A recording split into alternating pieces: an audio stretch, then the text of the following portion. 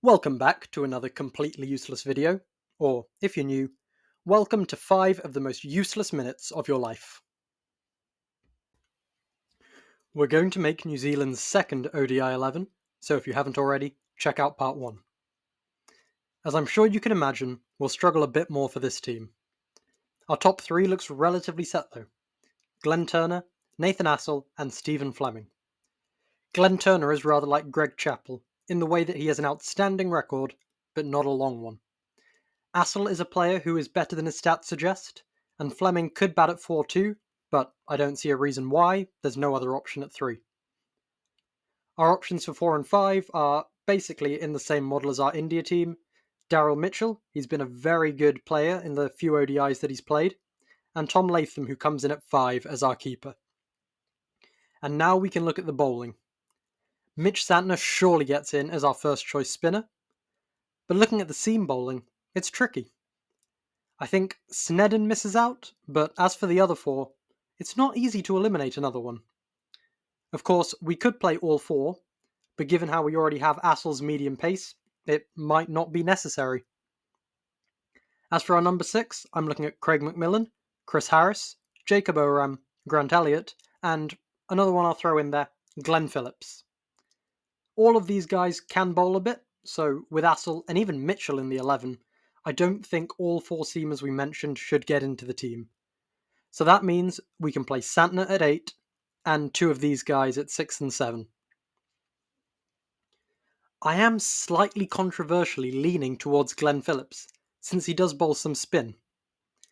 But he doesn't even have 1,000 runs, and do you know how many ODI wickets he has? 16. As much as I like him, I don't think that's all-time 11 level. So, I'm going to go with Grant Elliott and Chris Harris. Both respectable slower ball bowlers, and both decent with the bat. Back to the seam bowlers. Who do we drop out of Chatfield, Salvi, Mills, and Henry?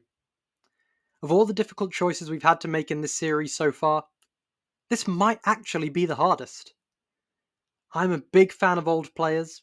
I know it might not look that way after watching my India video, but you should hear me talk about Test cricket. However, as big as an old player fan that I am, it hurts me to say, but I'm dropping Chatfield. Sorry, bro.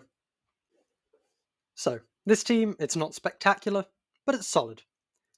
Glenn Turner is an excellent opener, probably could have made the first team if he'd had a longer career. Assel will hopefully go hard in the power play, and then Fleming, our captain, to come in at 3.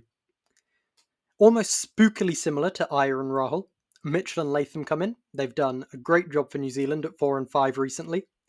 And we all remember Grant Elliott's heroics in the 2015 World Cup, and then Zinzan himself coming in at 7. Santner is more than good enough to bat at 8, and Salvi is pretty decent at 9, and then Mills and Henry to wrap things up.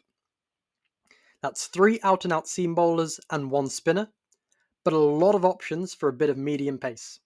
Assel, Mitchell, Elliott, Zinzan, they can all bowl that. We also have Styris in the first 11.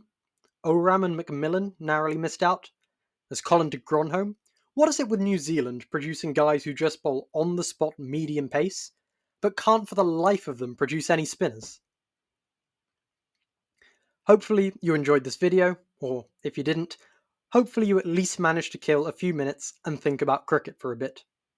Feel free to leave any thoughts of your own 11s in the comments, and you can subscribe if you never want to miss a useless video. Bye all!